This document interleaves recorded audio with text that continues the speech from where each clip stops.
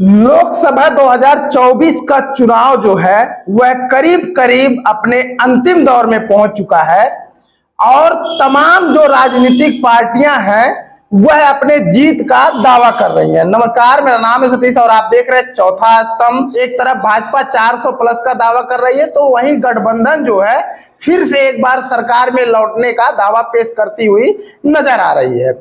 वर्तमान में हम महाराजगंज जनपद के नौतनवा विधानसभा में मौजूद हैं और राजनीति की बात हो और नौतनवा के कुंवर बंधुओं की बात न हो, यह अपने आप में एक नाइंसाफी होगी। इस वक्त हमारे साथ यहाँ पर बातचीत करने के लिए मौजूद हैं नौतनवा के पूर्व विधायक मुन्ना सिंह जी। माहौल क्या है, आप गठबंधन के प्रत्याशी को सपोर्ट कर रहे हैं? नमस्कार साहब, मैं नहीं, मेरी पार्टी, जिस पार्टी से मैं विधायकी लड़ा था, समाजवादी पार्टी ने गठबंधन का सपोर्ट किया है और समाजवादी पार्टी, कांग्रेस, लालू यादव जी की पार्टी, शरद पवार जी की पार्टी, कम्युनिस्ट की पार्टी, सारी पार्टियों ने एक गठबंधन बनाया है। मैं उसका सपोर्ट कर रहा हूँ, कोई मैं व्यक्तिगत नहीं कर रहा हूँ, पार्टी के ऊपर कर रहा हूँ और मेरा धर्म भी बनता है। मेरे साथ राहुल जी ने भी मेरी मदद की है और मेरी मदद अखिलेश जी ने भी मेरे विधायकी में मुझको टिकट दिया था, जो मेरे राष्ट्रीय अध्यक्ष जी हैं, तो उनके निर्देश पे मैं मदद का प्रचार कर रहा हूँ। अच्छा जी, व्यक्तिगत आपका कुछ नहीं है? व्यक्तिगत क्या होता है आदमी का? मेरा ये है कि जब मैं किसी पार्टी से बिलोंग कर रहा हूँ तो उस पार्टी को छोड़ करके कहीं बाहर नहीं जाऊंगा। ठीक है, मेरे भैया लड़ रहे थे तो जब उनका पर्चा खारिज हो गया तो मुझको पार्टी ने निकाला नहीं है, पार्टी ने मुझको निकाल लिया है। अगर पार्टी मुझको निकाल देती तब आप व्यक्तिगत बात करते। जब मैं पार्टी के साथ हूँ तो पार्टी की ही ना बात करूंगा। जिस गांव में जा रहा हूँ वहाँ पार्टी की, अखिलेश जी की ही ना बात कर रहा हूँ कि हमारी पार्टी का क्या रहा है कार्य प्रणाली 5 साल। अच्छा, एक चीज मैं जनता में क्लियर करना चाहता हूँ कि आप समाजवादी पार्टी के सदस्य हैं क्या ऑफिशियल तरीके से? एकदम, हम आपको बता दें, ऑफिशियल तरीके से मैं सदस्य नहीं, मैं सक्रिय सदस्य हूँ। मैं यहाँ हमारी समाजवादी बुलेटिन आती है और मैं बिना सक्रिय सदस्य हुए कोई आदमी विधानसभा का पर्चा नहीं भरता है। बस समझ रहे ना, जिसको सक्रिय सदस्य बनाया जाता है वही आदमी विधानसभा का पर्चा भरता है। जी, तो फिर कहाँ से गड़बड़ हो गया? चेयरमैनी चुनाव में आप कांग्रेस के प्रत्याशी हबीब खान का प्रचार करने लगे। देखिए, मैं चेयरमैनी के चुनाव की अगर आप बात करते हैं तो मैं चेयरमैनी के चुनाव में मैं अपने राष्ट्रीय अध्यक्ष जी से मिला था और मैंने हबीब की सिफारिश की थी और वो फोटो भी वायरल हुआ था और राष्ट्रीय अध्यक्ष जी ने हमको आश्वासन दिया था। अब हम जब भी करेंगे किसी का प्रचार तो यहाँ विधायक की राजनीति कर रहे हैं। जितना अच्छा यहाँ का माहौल मैं जान रहा हूँ शायद हमारे नेता लोग लखनऊ से न जानते हों, और जितना अच्छा माहौल नेता लोग लखनऊ का जानते होंगे उतना अच्छा माहौल मैं नहीं जानता हूँ। जिस आदमी को प्रत्याशी बनाया गया था उससे मुझको थोड़ा चिढ़ थी। चिढ़ इस बात की थी कि उसका भाई पहले चुनाव लड़ा था तो राष्ट्रीय अध्यक्ष जी ने मेरी सिफारिश पे उसका टिकट काट दिया था और हमारे मित्र अश्विनी दुबे जी को दे दिया था। उसने उस झंडे के साथ अपमान किया था, जो झंडा समाजवाद की धरोहर है। जी, मेरी बात समझ रहे ना, समाजवाद की धरोहर का कहने का ये कि उस झंडे में खून पसीना मेरे परिवार ने बहाया है। जब से समाजवादी जनता पार्टी का गठन हुआ तब से हम लोग उस झंडे को धो रहे हैं। उसने उस झंडे को उठा करके नाली में डाल दिया और उसके ऊपर थूका। ठीक है ना, तो ऐसे आदमी का मैं कैसे प्रचार कर सकता हूँ जो झंडे के ऊपर थूक रहा हो और नाली में डाल रहा हो? बात मेरी समझ रहे हैं ना। आज मेरे भैया पार्टी से निष्कासित है कि नहीं है, मैं अध्यक्ष का बयान पढ़ा हूँ, राष्ट्रीय अध्यक्ष जी का बयान नहीं पढ़ा हूँ, लेकिन आज भी मेरे घर में जितनी भी फोटो लगी हुई हैं वो सारी की सारी फोटो आप देख लीजिए। हमारे माननीय मुलायम सिंह जी की लगी है, अखिलेश जी की लगी है, जनेश्वर मिश्रा जी की लगी है, लोहिया जी की लगी है। अभी मेरे घर में सम्मान से झंडे रखे हुए हैं। एक बात समझ रहे हैं ना, बक्से में बंद करके रखा हूँ। लोग बोरे में बंद करते हैं, मैं बक्से में बंद करके रखा हूँ क्योंकि वो झंडा किसी व्यक्ति का नहीं है। उसमें कितने लोगों की कुर्बानियां हैं, कितने लोगों के पैसे हैं। बात समझ रहे हैं ना। तो जो आदमी झंडे का अपमान किया था उसका प्रचार मैं नहीं कर सकता था। लेकिन टिकट फिर भी वही ले गए। ले जाए, टिकट ले जाना और न ले आना टिकट। अब आप बताइए, हमारे यहाँ रामधार यादव जी पनियरा विधानसभा में नेता हुआ करते थे और हमारे राष्ट्रीय अध्यक्ष मुलायम सिंह जी हुआ करते थे। जनार्दन ओझा जी का टिकट काट करके रामधार जी टिकट पा गए थे जी। और जनार्दन ओझा जी आज नहीं है, वो बेचारे पुतला फुकवा दिए हमारे नेताजी का, मुलायम सिंह जी का। ये आपको मालूम है कि नहीं मालूम है? जी ठीक है। अभी उनकी बहू सुमन ओझा जी चुनाव लड़ी थी। हाँ। वहां से कृष्णभान सिंह सैंथवाल चुनाव लड़े थे, ठीक है ना। तो सुमन ओझा जी ने झंडे का क्या इतना बुरा अपमान किया, ये पूरे जिले को मालूम है, छिपी हुई बात है नहीं, पार्टी में है, प्रचार कर रही है, निकाली नहीं गई, ठीक है ना। अब बताइए, भालचंद यादव जी हमारे पार्टी के नेता थे, ऐसा नहीं था कि नहीं थे। वो चेयरमैनी का टिकट नहीं पाए, ये मालूम है ना। जी जी। और भाजपा के मंच पे चढ़ गए थे, ये भी आपको मालूम है। और इसके बाद झंडे के साथ उन्होंने कितना बुरा अपमान किया था, ये भी पूरे जिले को मालूम है, ठीक है। हमने झंडे का अपमान नहीं किया है, बात समझ रहे हैं ना। इन लोगों ने झंडे का अपमान किया। तो जो लोग झंडे का अपमान कर रहे हैं, अब भाई उसमें मेरा भी त्याग है, मैंने भी अपना 40 साल गुजारा है, तो मैं उस आदमी का जिंदाबाद कैसे करूं। अब वो छोट भैया लोगों की बात हमसे टीवी पे न करवाने, इनका क्या चरित्र रहा है, किस प्रवृत्ति के लोग रहे हैं, अगर जानना है तो आप जाके प्रेम यादव जी से पूछिए जो सभासद रहे हैं, और जा करके दीपक यादव जी के परिवार से पूछिए जो कोरोना में मर गए हैं, और जा करके उस यादव परिवार से पूछिए जो माओवादी का नेता था वो कैसे नेपाल पहुंच गया। वो लोग समाजवादी के जो जिलाध्यक्ष हैं विद्यासागर यादव जी, इस मुद्दे को लेकर आपने छेड़ दिया बात, तो उनका जो बयान है वो याद आ रहा है कि कई सारे गंभीर आरोप लगाते हुए दिखे हैं, और उन्होंने एक लेटर भी जारी कर दिया आपके भैया के नाम की, इनको निष्कासित किया जाता है। चलिए साहब, मैं तो पहले ही कह चुका हूँ कि मेरे भैया की जानकारी मुझको उस लेटर के द्वारा ही मिली है, ठीक है। ये उनका बयान है, ठीक है, राष्ट्रीय अध्यक्ष जी का बयान नहीं आया है, ठीक है। और जो आदमी खून पसीना से पार्टी को सींचा हो और दर्जनों बार जेल गया हो, उसका गुस्सा लॉजिक है। मेरे भैया का अगर कोई गुस्सा है तो लॉजिक है, क्योंकि वो आज से नहीं, बहुत लोगों ने तो फुहारपन में गुस्सा दिखाया है, हमारे नेताओं को जूता तक दिखाया है। ये हमारे भैया ने ये काम नहीं किया है, हमारे भैया ने अखिलेश जी का अपमान नहीं किया है, ठीक है। कद की बात होती है, भैया उम्र में बड़े रहे हैं। अखिलेश जी महाराजगंज में आए थे, वो कहे कि मेरे बड़े भाई हैं, और मुझको लाइब्रेरी ले जाते थे जब अखिलेश सिंह जी लोकसभा लड़ रहे थे, तो ठीक है ना। ये भाग्य की बात होती है। देखिए, आज भैया के जीतने का अवसर आया तो भैया को टिकट नहीं मिला, बात समझ रहे हैं ना।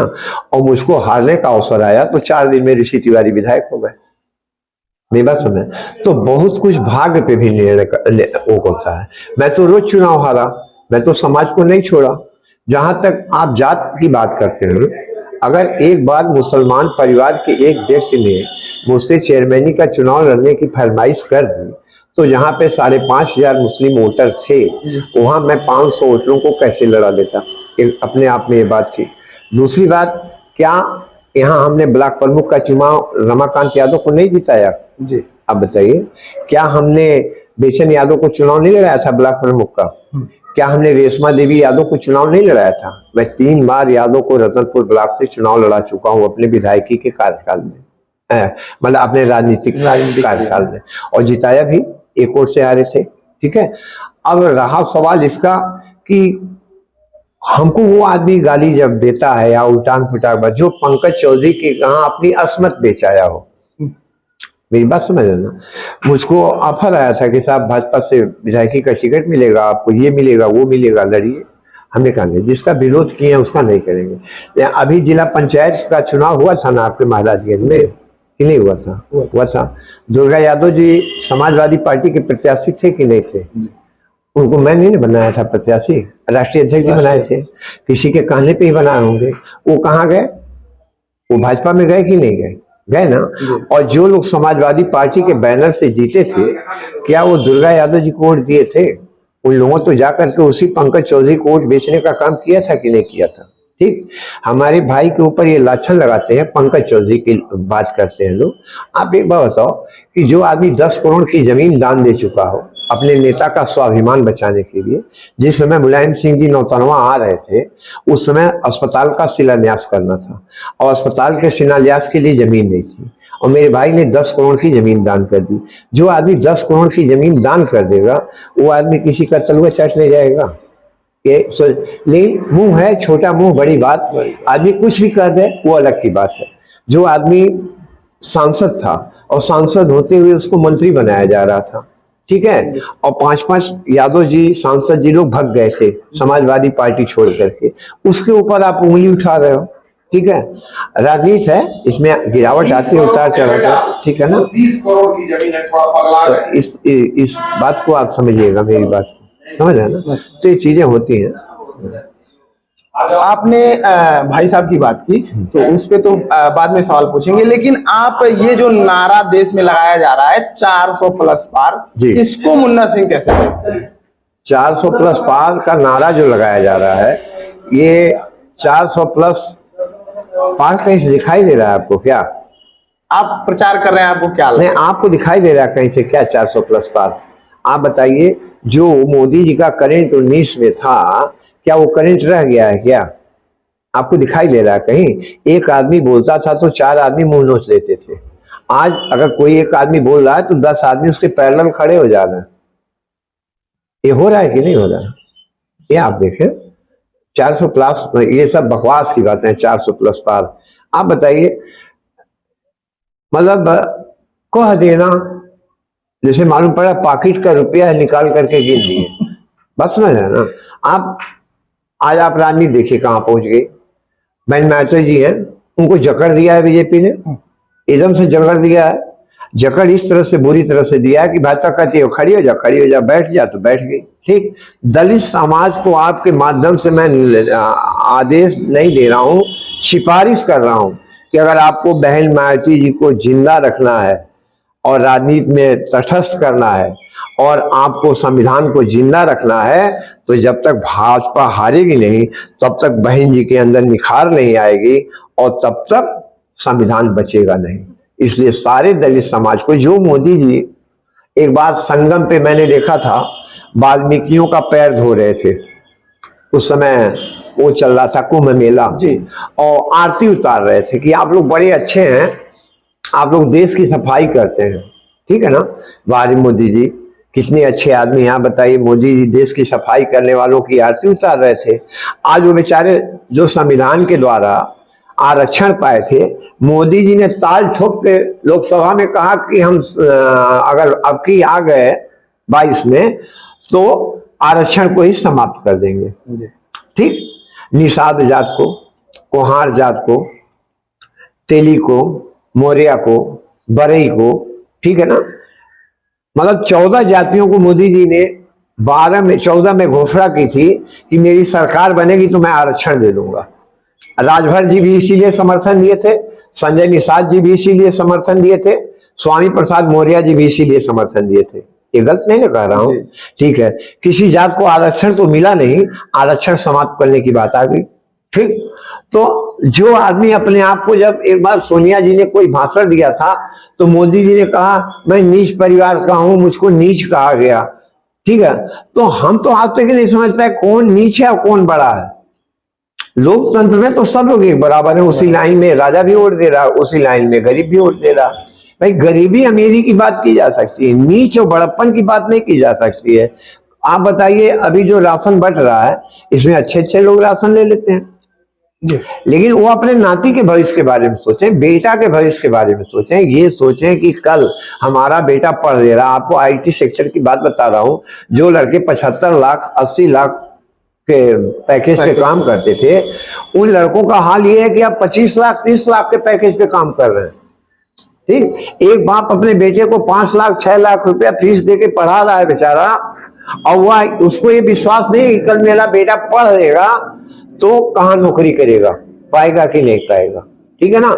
इन्होंने देश के, आप बताइए, मेरे साथ कोई आदमी चलता है तो उसको ये दिखाई देता है कि मुन्ना सिंह मेरे लिए भविष्य में कुछ करेंगे तो मेरे साथ चलेगा, और नहीं तो नहीं चलेगा।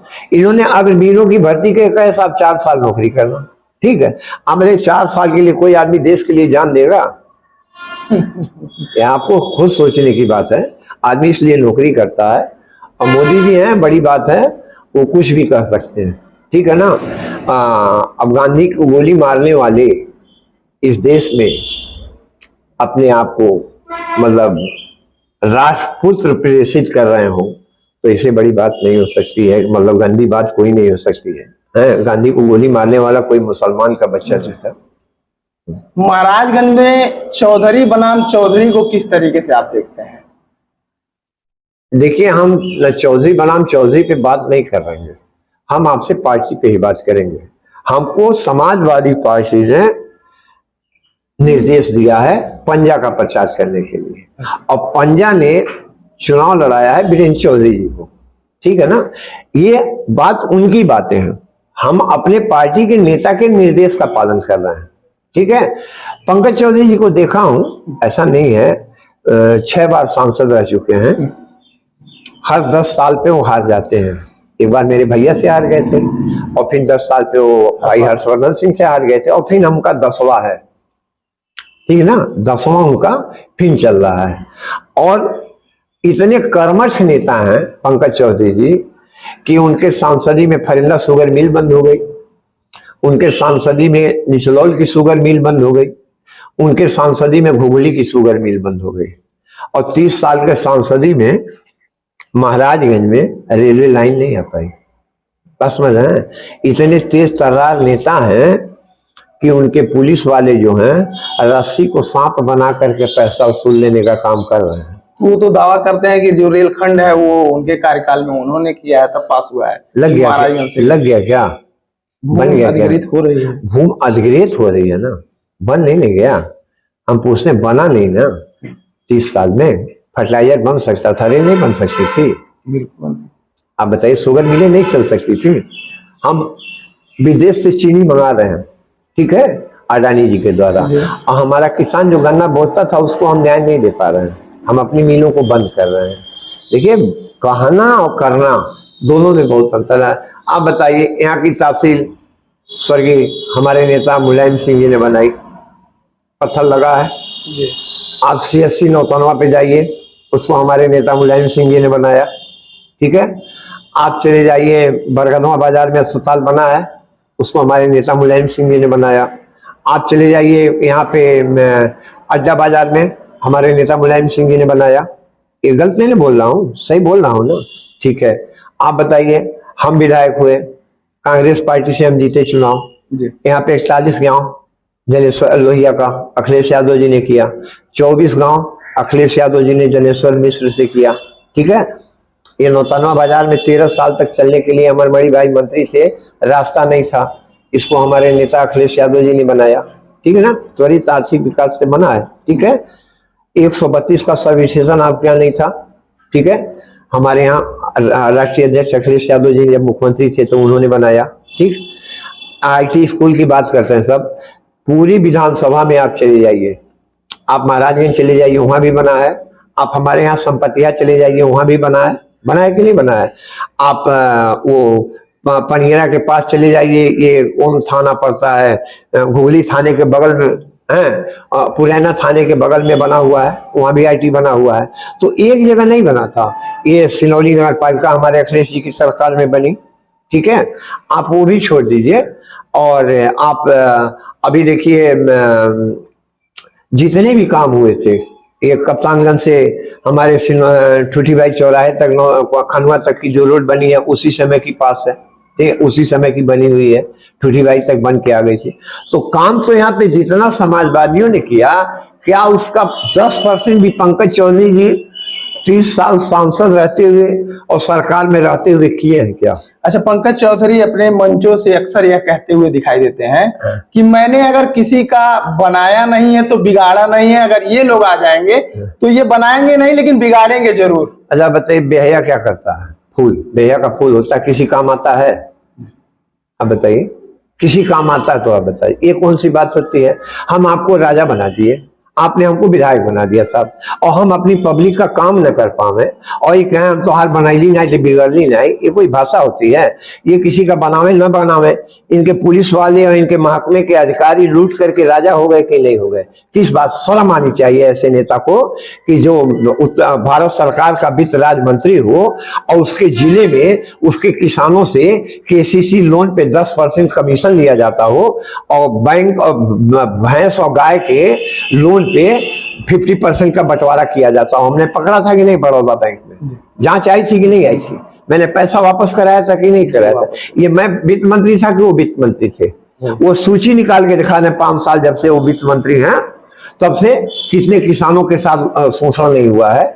शर्म आनी चाहिए उनको ये बात कहे। जो किसान उनको वोट देता है, जो माँ बाप वोट देते हैं काम के लिए वोट देते हैं, इसलिए थोड़ा देते हैं कि आप हमारा नहीं बनाए तो हमारा नहीं बनाए। अरे वोट लेने का तरीका आप कहीं भी ले लो यार, ये मेरा ये चरित्र नहीं है। मैं राजनीति बंद कर दूंगा, दाल रोटी घर में खाऊंगा साहब। ये मैं लुटेरा ना रहा हूँ ना लुटेरियापन का काम कर पाऊंगा। जिस जिला पंचायत में वो कुंडली मार के बैठे हूँ, जहाँ का कमीशन 49% हो, क्या ये दिखाई नहीं दे रहा है जनता को? क्या नहीं है तो कहां से 10-10 लाख रुपया 20-20 लाख रुपया दे के एक मतदाता को खरीदते कैसे हैं? बिकते हैं लोग ना। ये कहा जाता है ना फलाना बिक गई। तो अच्छा आदमी है तो दारू क्यों पिलाते हो? अच्छा आदमी हो तो पैसा क्यों मारते हो? अच्छे आदमी हो तो ये क्यों करते हो? काम करो ना यार।